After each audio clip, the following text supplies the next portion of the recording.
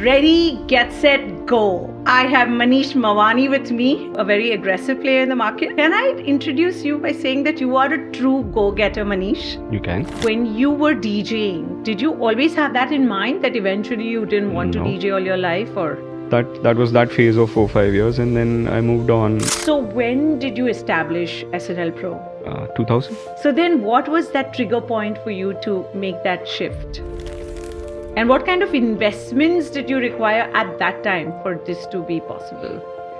So it's all very coincidental. Your equation with Wizcraft. Tell me more on that. We're still good. Always good to be with Viraf. After that one fiasco of Make in India, Tell me, matters. does Make in India still give you nightmares, or have you overcome that entire experience? It was a 6-minute fire which turned our numbers completely haywire for a few years. But it was a good learning that what can happen. And you worked with the most high-profile industrialists, right from Ambani's to GVK's and Jindal. Is it intimidating? No, actually, if you just treat that as another show and don't let the opposite person get onto you, you can deliver. What keeps Manish Mavani and team most occupied with? So we do sports, theatre, corporates, large government and religious projects, bit of weddings, concerts, music festivals. So that's how we're busy almost 12 months in a year. Take me through some of your most favorite projects, artists that you have worked with. We did this one project 6-7 years back called Global Citizen. 20 artists on a single stage. Coldplay, Jay-Z, Demi Lovato, A.R. Rahman, Arijit Singh, Shankar Ehsaan Loy, Farhan Akhtar. That was a nice and challenging project. So what would you term as the wrong decision or the biggest decision that you regret taking? So there's no regret in terms of decision making, but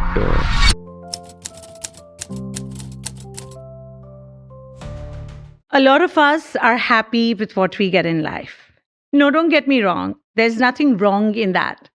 But it's also okay to have the courage to dream big and to act upon it. From starting his career as a DJ to then and now being one of the biggest technical companies that we have in our country. Here is someone who was the cool dude. Probably didn't have that many aspirations, but was definitely cute. He moved up the ladder, and how? Doesn't speak too much because he wants to keep it a secret. We did our best to get him to spill the beans and talk about his journey with SNL Pro and how he's moved beyond but still loves every space and wants to conquer every event. It was great chatting up with Manish Mavani. I'm sure you're going to enjoy this one.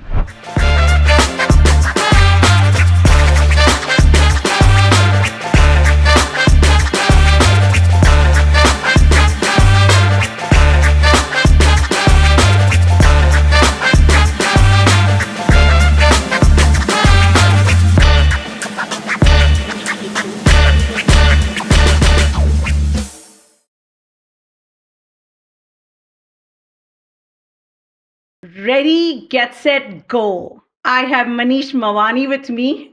Can I introduce you by saying that you are a true go-getter, Manish? you can. Yeah. Yeah. And does that mean and make you a very aggressive player in the market? Opportunist. Yes. And unapologetic as well? You can say that.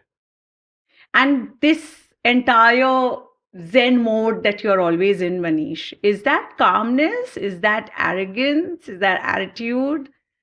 What is it? It's a lot of work that's getting into the brains. Yeah, a lot of things going on. So that's you need to be calm to control and focus and deliver. Yes.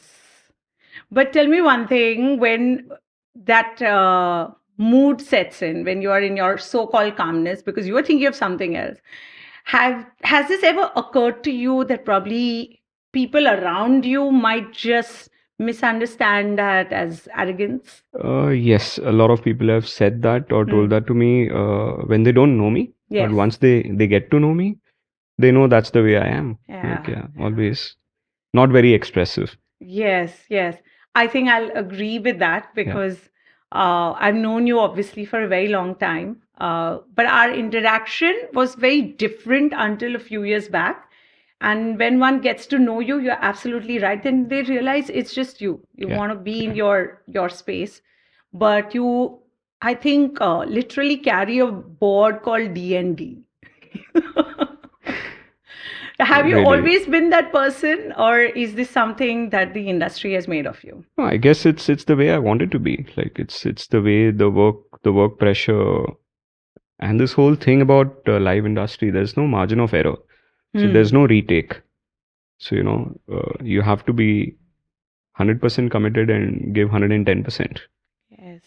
That's what it is. And I guess that's your way of just staying focused on your Absolutely, game. absolutely. Under commit to over deliver. Yeah. And in the bargain, if that makes you a very aggressive player, which means you just want to grab every great opportunity that comes your way, this way or that way. Have you ever tried to analyze if it's a fair move or not? So it's a collective decision. Whatever we as a team feel that we can take up and deliver, we do. And yeah, it's there have been times where we've said no to projects. There have been times where we've said no to things, and it's good to say no where you feel you can't deliver, you can't uh, produce the client's expectation. And is it okay to say no when somebody may not have the right kind of budgets, a fair budget, but you end up saying yes to it probably because of the profile? Has that ever happened? Several times, Yeah. several times. So it's a give and take. Certain projects you do it for doing it. You want to do it. It needs to be on your banner. Your team needs to gain that experience. Several reasons why you do projects, and certain times, yes, you say no if the budgets are not right or you have other better opportunities. So Hmm. it's a mix of. But then, how do you justify that kind of an action to the next client? Because our industry is so close knit that everyone knows everything. The minute the show is done, everyone knows about who charged what and how things went about. How do you justify something like that to the next client, or do you bother or care? Honestly, that's what it is. Like you're not doing it for the next client. You're doing Mm. it for yourself. And in rental market, Hmm. there's nothing like a fixed rate card that prevails between us and the various fellow Okay. other companies. So each one has its own reasons to do it at a specific price point. I had always assumed that in the technical world, it is pretty much works on a rate card because of. Not in this part of the world. The Hmm. market is still not that matured and evolved as yet. So in other countries, you do see that Yes. uniformity? Yeah. And how do they bring about that kind of standardization? So there's a big difference between the way we operate here versus what happens in the West. So we are more of a complete end-to-end solution providers and just not equipment rental house, Hmm. you know. Yes. So you basically go understand the project and then you come up with a solution, and that solution is just not equipment. It's the logistics, it's the technical crew, it's the engineers, it's the laborers. It's an end-to-end solution. Yeah. So that's why it's very different versus West. You can go and rent out equipment from a dry hire company. Hmm. You can hire freelance crew of unions of you know. So it's very different versus Oh, so yeah. they don't have to keep that crew full time in house No, the way you all no, keep in India. no. Oh, that's surprising. I'd Yeah, have never thought of that. yeah. So they work on a lean team format. That's correct. Interesting. And do you see that kind of a day coming into India? And if so, how soon? It does look like it's getting to that, especially post COVID. Hmm. Just not in India, but I guess entire across the globe. Hmm. Most of the large companies are feeling the shortage of good skilled crew. Yeah. A lot of people have switched what they were doing. People have moved industries, so it's very different post COVID. True. In fact, I would say post-COVID, I feel personally Middle East benefited more from the Indian technical crew because when I remember traveling to Dubai, Doha, and I met a lot of that crew that probably works with you and many other companies in India. But in COVID, they decided to venture out and, Yeah, try definitely, and play a gamble. And the gamble apparently has paid off very well, and they seem pretty happy. At least commercially, they feel more rewarded there. definitely. So Middle East opened up much before India, Yeah. and especially much before Maharashtra, Yes. because we were always under the strictest lockdowns, Yeah.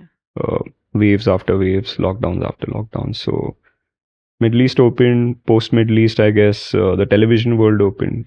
So a lot of crew, they were looking at opportunities because they were not making the right money, enough money, and everyone's reserves were drying up after 2 years of lull. So everyone had the right and reasons to run and Move grab out. opportunities. Yeah, absolutely. And then what happens to Indian companies? How do y'all get involved in the process of again rehiring and training and getting them up to the standard that SNL Pro is supposed to live up to? So we got some fresh talent. We got some talents from other companies as well. So we moved on. Our crew that's moved to Middle East and other companies have moved on. Everyone's doing well because what's happened is post COVID, like last 3 years, we haven't got a break. Yeah. Everyone's working around the clock, and there's nothing called as off season. So everyone's busy 12 months in a year, and everyone's happy. True. Yeah. So, what keeps Manish Mavani and team most occupied with? Is it weddings? Is it ticketed shows? Is it corporates? How do you divide your time and strength? So we stay busy with multiple line of business. So we do sports, we do theater, we do corporates, we do large government and religious projects, we do bit of weddings, concerts, music festivals. So that's how we're busy almost 12 months in a year. Something or the other is going on. Auto Expo, automobiles. Yeah. And what type of event is your favorite when you'd like to be on floor as well? So anything that's really new, challenging, not a typical calendar event is where I step in. Okay. New clients, I new was venue. so fearing that you might say the one that gets you the maximum money. Not really. Sometimes it's the client, sometimes it's the venue. So sometimes maybe you want to be where your weakest team is. Interesting. Yeah. Yeah, but I've not thought of that though. Yeah. Some of the largest projects which are calendar events are handled by the teams. I don't even go there. It's all handled by the boys there. They do. Yes. Yeah.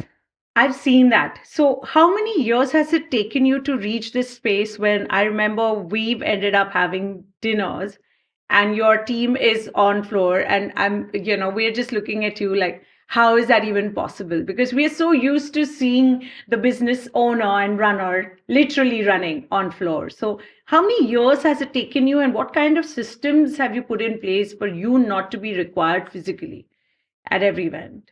Obviously your team experience counts the maximum. Sure.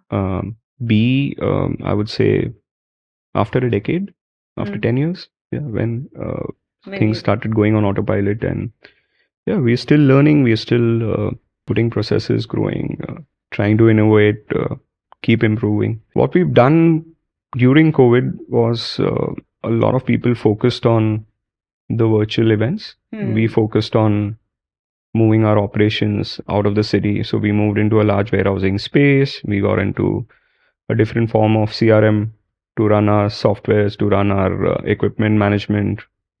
So we put in a lot of processes during that point of time. And that's what kind of benefited us that post COVID, when we had about 30% less crew, we still ended up doing the same top line or even higher top lines with less crew. So, and then post that, as we increased our people, we hitting bigger numbers. Interesting. And does this entire system putting in place, does this come to you? Did that come to you by yourself? Or do you have friends who are probably running companies and you interact with them when you are involved in international projects? And that's where the learning comes from? Yeah, so as we travel, we get different exposures. I just don't look at a typical audio lighting tracing video companies. I also look at other businesses, how they operate. Yeah. I read at times where there's a company called Xerox, where the owners don't or haven't visited their factories and things like that for years, and things just function and they hold like large volumes of business, just not in India, across the globe. Typically, other large factories, how MNCs work, you need to see how they operate. Oh, this is interesting. I don't know too many people, Manish, in our industry who actually have taken out that kind of time. I remember in COVID as well, either everyone was lazing around, or I think there were desperate moves that people made, which in turn actually didn't benefit them. And it seemed all rushed up, and then they felt that they were just getting nowhere, and then they kind of came back into the industry. And I do see the struggle even today. Maybe what you're saying makes sense, to look outside and beyond the space of events and be able to look at other industries and try to inculcate their best practices That's correct. into our systems. Have you ever done what a lot of people have ended up doing in the last 2 years specifically, which is hire a business coach who's going to coach you on these best practices? I did attend a few of those online stuff in the initial part of COVID. Yeah. It helped me in few things. Okay. Quite interesting subjects that they were speaking on. So yeah, like weekly plans, quarterly plans, those things we started doing post-COVID. So yeah, but I've not really hired any full-time coach or any of those things. No? But yeah, attended Why few of not? those. Maybe I'll You consider. don't like to listen to anyone? No. It's not that. I'm a good listener. I'm a I good don't learner. know. You just know. come, you have created this entire image and aura around you that nobody can tell Manish what to do. Not really. Yeah, I'm telling you. Not really. Again, it's misinterpretation Yeah. from our side, right? Need Nothing to that spend you more are time doing. with me then. I should. So, what would you term as the wrong decision or the biggest decision that you regret taking? So there's no regret in terms of decision making, but post-COVID, losing on the people was the biggest asset loss, I would say, because that's something that you can't buy. Bye. True. And how much time did most of the companies, your peers, and I'm not just referring to those from, say, Bombay, Delhi, Bangalore, but the rest of India, where you have a lot of tech companies that have come up in the last 10 years. How do you think they have been coping with it? And do you all have an interaction and kind of help each other out? Do you help out the smaller players in any way? There are people who reach out to me, at times wanting to know about the investment side of it, what gear they should invest in, or what's the way forward. We give our honest answers to them. Oh, you do? Yeah. So you are a mentor to many then. I don't know if that's the case. Oh my God. Yeah. How can you be so grounded and simple and not want to let the world know that you are there with those who probably are competing with you as well? See, I feel all you're doing is just sharing your experience, sharing what you know a bit. Yeah. And I guess sharing is also even gaining some things from them. They also give you their local expertise. And True. yeah. So now I'm curious to know, and I want to definitely go into a flashback because not too many people know that Manish Mavani was actually a very successful DJ before he got into this space and became the businessman that he is today. Tell me, as a DJ, obviously you could see the potential, and we have seen DJs have a career that spans 30, 35 years as well. Was that never a consideration for you that, I want to be this cool dude with like a chick magnet and see that? So yeah, way back in 96 to 2000 or 96 to 99 and 2000 is when I was playing in nightclubs. I played across various clubs, J49, Madness, Incognito, in Taj, Temple in Pune. Yeah, made a club called Wave. But yeah, that was that phase of 4-5 years, and then I moved on to owning equipments and starting to do gigs. There was that initial phase where I started with 2 turntables, started renting it out to Akbar, Akhtar. We would do a lot of gigs for them. Okay. Then moved on doing corporate shows. There was the longest amount of patch. We were doing a lot of work for IBM, and the first biggest gig back then we did was Sonu Nigam. Oh. For IBM.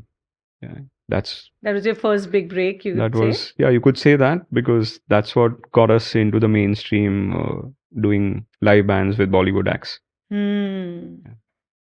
So when did you establish SNL Pro? 2000. 2000.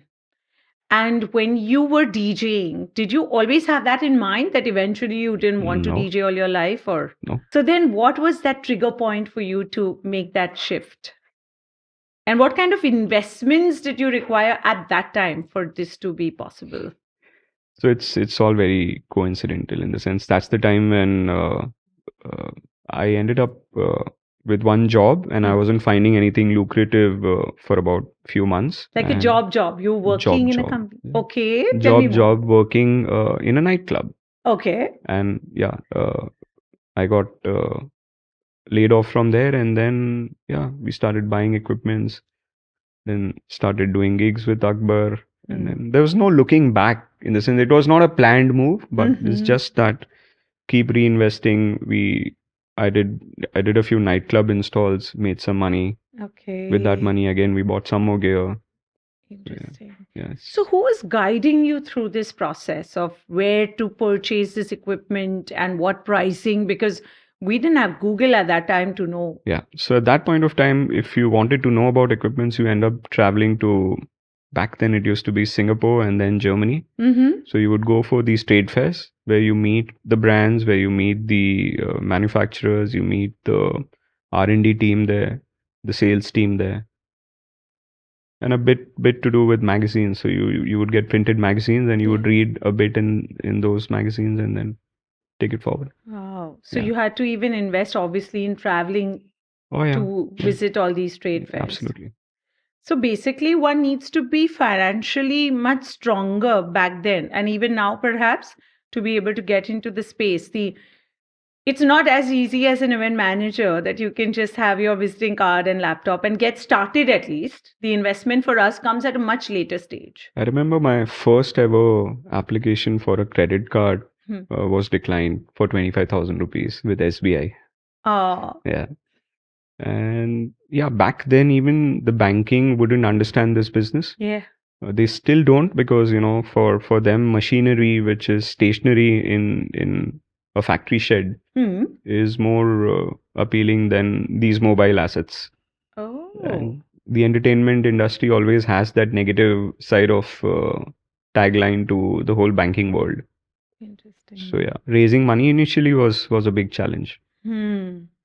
But that is perhaps the only way one could have got, because there's no private investor format for No, somebody not to really. be interested to dabble into this As of space. today, yes, you get investors because you've scaled up your business to that where people look up to you. But Yeah. 20 years back, it wasn't the case. It wasn't the case. Yeah. Tell me about the project that you did with the IBM where you had Sonu Nigam performing. Um, can you recollect and relive how did you convince them? And you were fairly new in the space, and you definitely had those who had already been there, done that. Do you remember how you had probably convinced them that you are capable to run this one with Sonu? Uh, yeah, if I pull my memory back, convincing wasn't that tough, but organizing all the equipments because we didn't own more than 50% of what was mentioned on the rider. Mm-hmm. So collecting that equipment and making it work on site was more of a challenge than actually convincing the client. The client had all the faith in us. Oh. Yeah. And then after that show, did you have an interaction with Sonu? And is that how a lot of companies, what have been told, is that they would have a liaison with either the artist or the artist manager so that there is an insistence. And I remember this entire phase that the industry went through where certain established artists would insist that I'm only going to work with XYZ company. Um, did you experience that? And did you get an advantage of it, or were you at the receiving end? No, it's always an advantage. So if you deliver what you promised or if you over deliver than what you are supposed to, Yeah. the artist feels comfortable and so does the artist technical crew. Hmm. And that's what actually draws them to insist on their next project, requesting the clients that work with so and so company because then they are at peace. They know what they've asked is what they'll get it with the right crew and with the right well maintained equipment. At that time, what brand of sound were you dabbling into? Oh, back then it used to be a British company called OHM. Okay. Yeah. We started with that. So tell me, obviously, as a DJ, you will definitely have the basic knowledge in terms of technicals, but not as much as what's required to run a full throttle business and be able to service, different kinds of clients and different kinds of requirements of different artists. Through this process, Manish, take me through how would you kind of gain the knowledge yourself to be able to then train your team and to be able to have a sensible conversation with those who understand tech probably much better than what you would understand in your initial phase. So we've always invested in people, Mm-hmm. people on site, people running technicals, people at the warehouse, repair and maintenance crew. So there's different set of people into the organization. When it comes to me, I've not really focused much on tech. I focus more on clients and getting business, growing business, putting processes in place. Okay. And Interesting. in terms of training, crew goes for various kind of factory trainings, company trainings, paid trainings, non-paid trainings. Sometimes we have trainings from brands that we invest in. Yeah. So the whole kit is also there's a part of cost in the kit which is a training fee. Oh, there is. Yeah. Interesting. Yeah, because I guess that's the best way, right? That's correct. Otherwise, how would the crew know how to optimize the use Yeah. of everything? And obviously, with technological developments, a part of the equipment can seem outdated sooner than one would expect.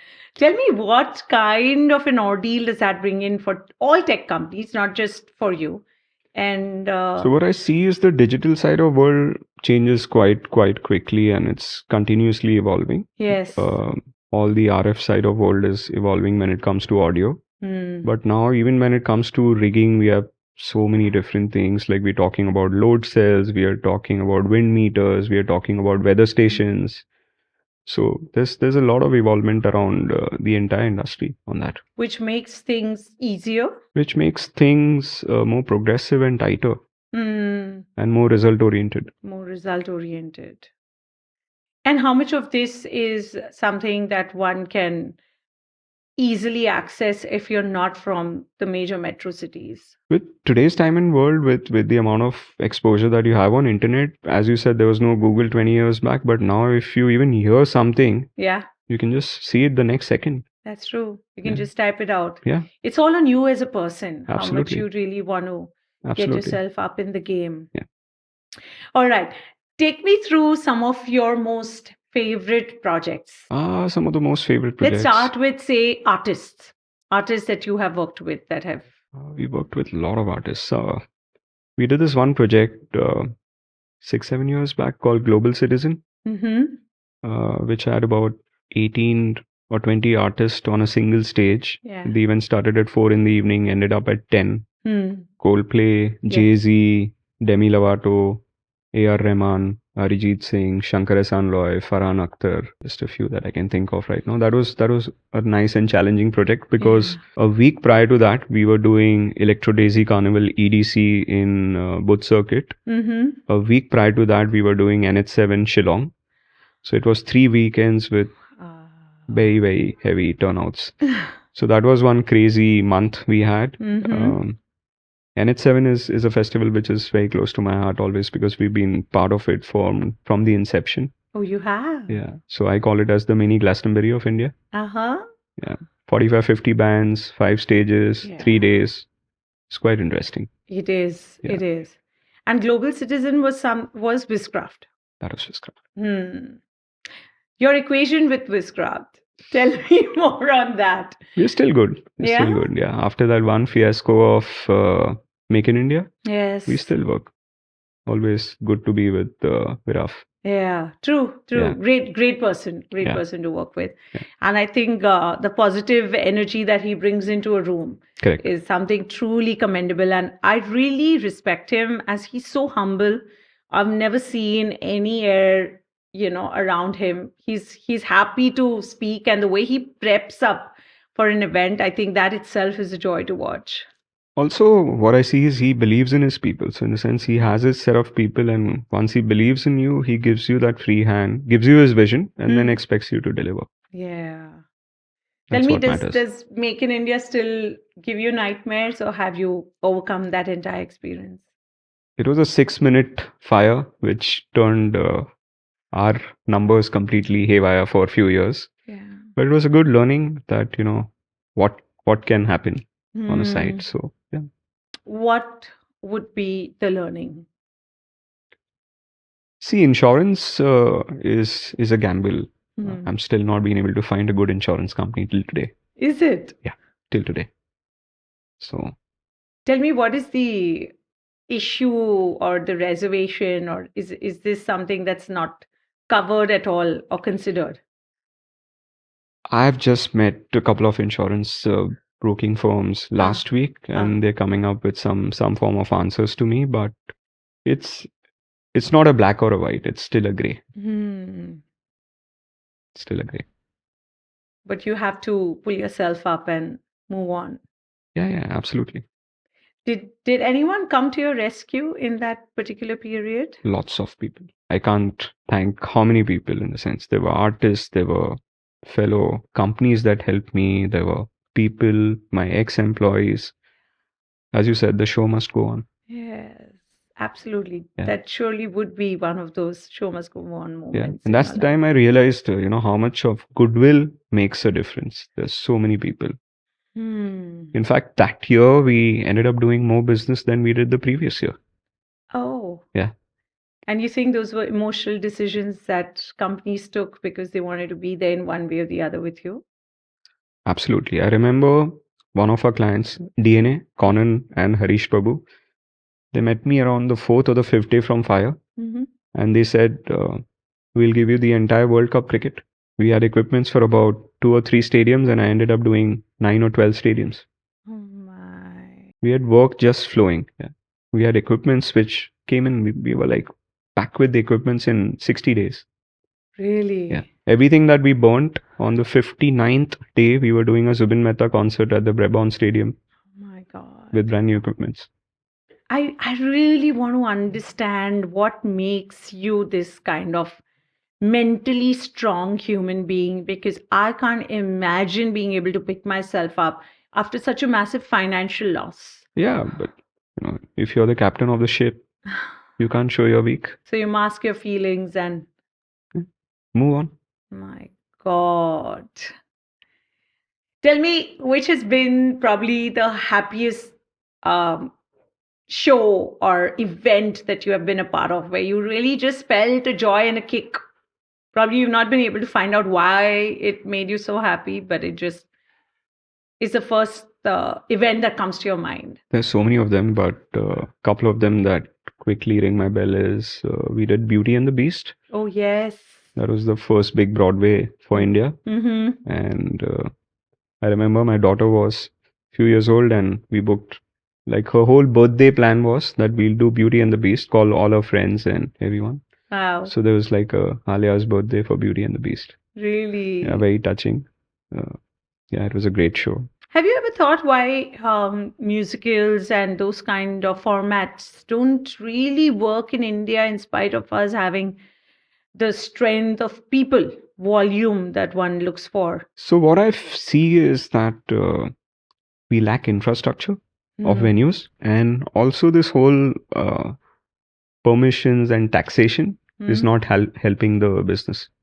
Okay. I remember me and Vijay Nair had spoken a few years back about venues which are fixed venues. Yes. Let's take example of NSCI Dome in Bombay. You can take example of Geo Garden. Your parking is going to be where it is. Yeah. Your toilets are going to be where it is. Your seating is going to be where it is. Stage is where it is. Then why do you need to go and take a permission, all the permissions rather, for every event? I'm doing an event today. There's a client which is doing an event tomorrow. Yeah. And they need to take a new set of permissions. Right. These things are not helping the entertainment industry. True. And this nexus can be broken? I'm too small to comment on that. You think so? Yeah. Why would this you whole consider? Bureaucracy angle, like I don't understand that. Yeah. How does it work? Different states have different entertainment tax levels. Different states have different laws. So I don't know. Yeah. And don't you feel then like the the associations, or say something like an EMA should probably be able to work towards it? I'm sure they've tried, but I don't. I haven't seen the results as yet. There have been some good things, but There can be much larger things that can be done. Can be done. But it needs to be from both sides. We can sit over here and talk, we can think about it, but the government also has to accept. Yeah. And I guess they have much larger problems to deal with than entertainment. Oh, well, that's, I think, one thing that I always keep listening to, that they have Yeah. much bigger issues. Yeah. And yet they are interested in making announcements of Wed in India, which can shake up the wedding industry. It's good for us. Of course, it's good We for end up you. doing more business here in India. So yeah. But yeah, True. in terms of you look at what wonders a Geo World Convention Center has done to this city. Yeah. I guess if you have 4 Geo Convention Centers in Mumbai itself, all the 4 will be busy. Yeah. You have 4 arenas like NSCI, it will be busy. True. You have a new UNESCO center that's come up, that's going to be busy. Actually, Yeah. I remember when Geo World Convention Center came up, it seemed and everyone just concluded that it's a direct threat to venues like NSCI, UNESCO, but not at all. You just know that there is actually a demand which is barely being met, if you ask me. And I think in the south of India, we see more of these conventions and venues that have recently Mushroomed up. started developing. Tell me, with the last 2 years being so positive, especially for ticketed shows, and finally the Indian consumer ready to shell out money that was much well deserved by many artists and companies like y'all, do you think that in turn might probably churn out a more direct pressure on creating venues that can, host these kind of large scale events? Yeah, you look at a Coldplay getting sold out in 10 minutes, 3 I know. concerts. So you need bigger arenas, you need bigger venues, you need indoor venues as well. One of the reasons why theater shows are struggling is you have a NCP in Mumbai where you can do great prop movements and things like that, and then you end up going to a Jawaharlal Nehru Indoor Stadium in Delhi. Yeah. Which is a sports venue which has nothing to do with theater, but you end up making it into a temporary theater. Right. Tell me, when you travel abroad, do you invariably, unknowingly end up watching and consuming entertainment more from a tech perspective? Does that happen when you go to see a musical and you're like, okay, checking out the trussing, the lighting, the way the sound has been used? Does that happen? Yes, absolutely. Like last year, I went and worked on a Bruce Springsteen gig in UK. Okay. And in the past, when we were deciding on brands, we ended up going and working on various concerts with various artists. So what do you mean when you say that you ended up working as on a crew, the project? as a technical crew? How do you get in? We have friends that make it happen. I have honestly been trying to eye this space. Not that I will ever be opening my technical company, but because I feel as event managers, we don't know enough. It would just be so cool to be a part of the crew in one way or the other, even if it's managing their logistics. But just to be in that space, live and breathe that same air, and just see how the world is from their eyes. Tell me, how different is it? It's very different. They are much more well planned. They plan their things well in advance. Their venues are built for entertainment, and their systems and processes are in place. The government understands the business. The taxations are in place. There are a lot of things which are far better. Like you see Germany, when I go for like an exhibition like Music Messe, on day 4 of the exhibition, they have kids coming from kindergarten into audio lighting trussing MI exhibition. They expose their people from that young in age. that age. Yeah. Oh my God. So they get to touch, feel all the musical instruments. They're exposed to things, and that's how it is. That's beautiful. And over here, we always treat musicians, singing as an art form, and it's unfortunately termed as extracurricular activity rather which is than the mainstream for them. Yeah. You look at the grants that they've got during COVID. Germany was one of the countries which took that thing. Wow. Actually, it all needs to start from the base level, right, of education and schooling. You look at the amount of festivals that happen in Netherlands.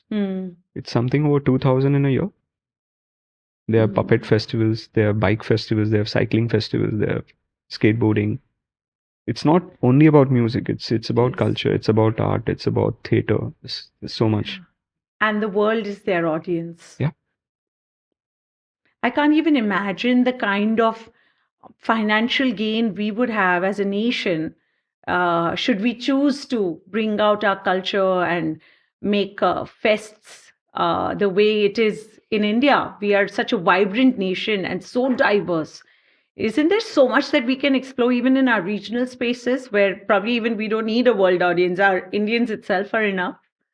If you see simply in last 5 to 7 years, the amount of smaller festivals that happen. Yeah. Let's not talk about the mainstream festivals. Let's look at something that's happening on a promenade at Worli. It could be a fish festival, like a Koli fish festival. You look at a Zoma land coming and doing food festivals, grub. So there's so many new things that are happening, and that's what actually tells you that there's a much larger audience. It's not about the niche. We are a population of so, That and number. everyone needs entertainment. Everyone needs their share of fun. Yeah. And then what happens when against these kind of vibrant, action-packed concerts and event opportunities that you have, then there is another huge space for you to explore, which is government events and political rallies. Has your team been a part of these, and how different is it to service them versus, say a corporate space? So there are projects that we do.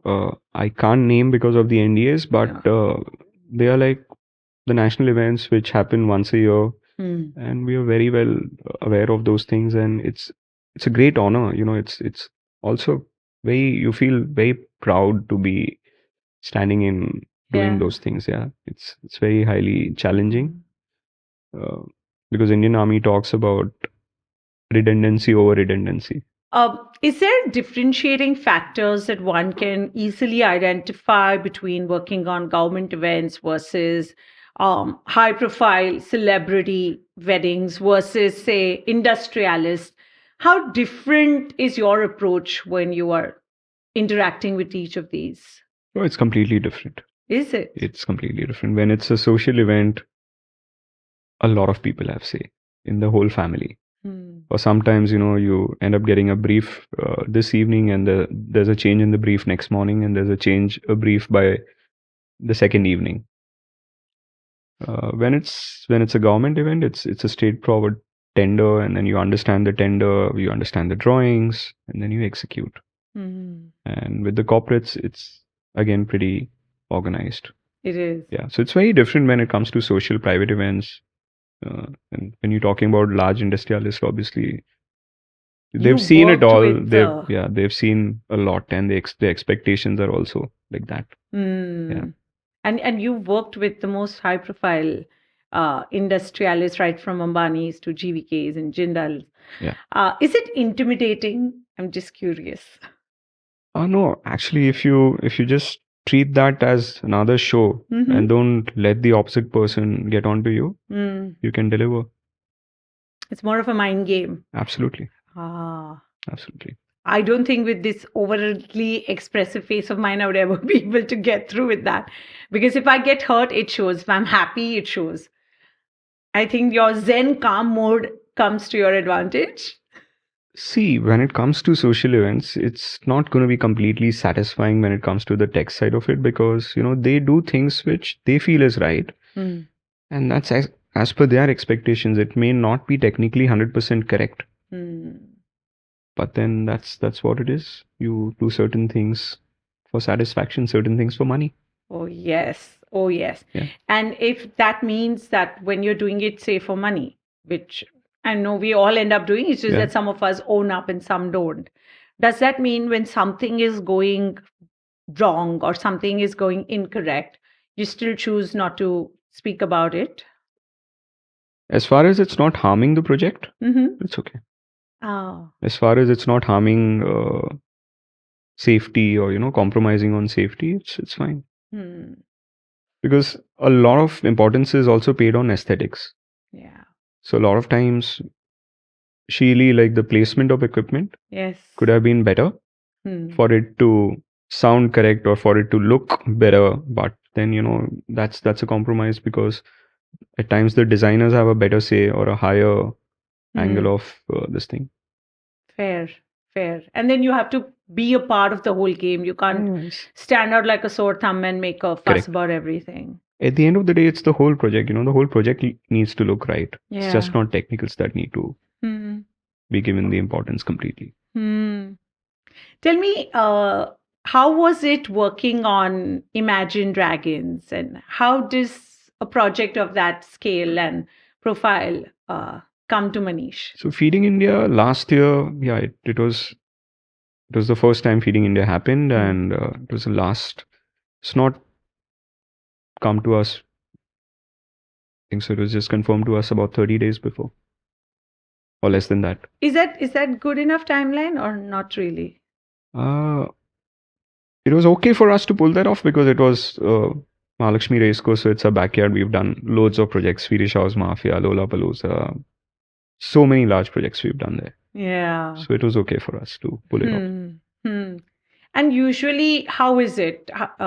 What is like the pitch process that one has to go through? And do they invite international companies as well, or are Indian companies more than enough to be able to handle this? No, I guess we have enough of equipments with so many good companies in India. Mm-hmm. We have the talent, we have the equipment. The only stumbling block that was missing is also fulfilled last year. We have the biggest roof structure, steel structure. So we can take care of anything that's there on the rider. And most of the bands, international acts that are traveling on a world tour, they travel with their own backline and certain equipments. So they do. They do. Mm-hmm. And how is the experience of the back and forth that happens? Is India in a much better place where there's less to prove? Yes, there is a bit of back and forth that happens. We get the rider from the producer, the production company, or the client. Um, we do a rider response of what we can provide vis-a-vis what has been asked, and then there's an approval or a consent that comes from the artist and yeah, then we're on the field. Mm. So there's not much of negotiation or discussion because what is required is required. There are no questions asked. Yes, you can say that. Certain artists are sticky about what they need, and in case we don't have it, or the companies in India don't have it, if we can't hire it from people, then the artists carry it from international. Mm. And vis-a-vis when, say, you're working in smaller towns, but who have considerable amount of corporate and wedding shows happening, say places like Indore, Raipur, Udaipur, etc. How is your industry coping with agencies technical agencies that end up quoting much lesser than what a premium company like yours would quote, where the knowledge that a wedding client would have about the technical crew to begin with, the difference in who's operating that equipment. Also, the brand that is being used. For them, a speaker is a speaker, the black thing, as they call it. How do premium companies like you look at it, and how do you think it needs to be addressed to create more awareness? So you answered it by yourself in short. What we charge is for the experience, and what we charge is for our operations. And the difference, obviously, if you're shipping the equipments out of Bombay or Goa to another city, there's a cost of logistics. But yes, there is a lot of equipment now in various rural cities in India, which was a big market for us 10 years back. So when it comes to smaller artists, we tend to lose that. But when it's a premium artist, when it's the client is spending money on the artist, they don't care about smaller things like this. Fair. But you're obviously aware that Delhi, as a city, is able to give technicals as a far more competitive rate than Mumbai agencies. Yes.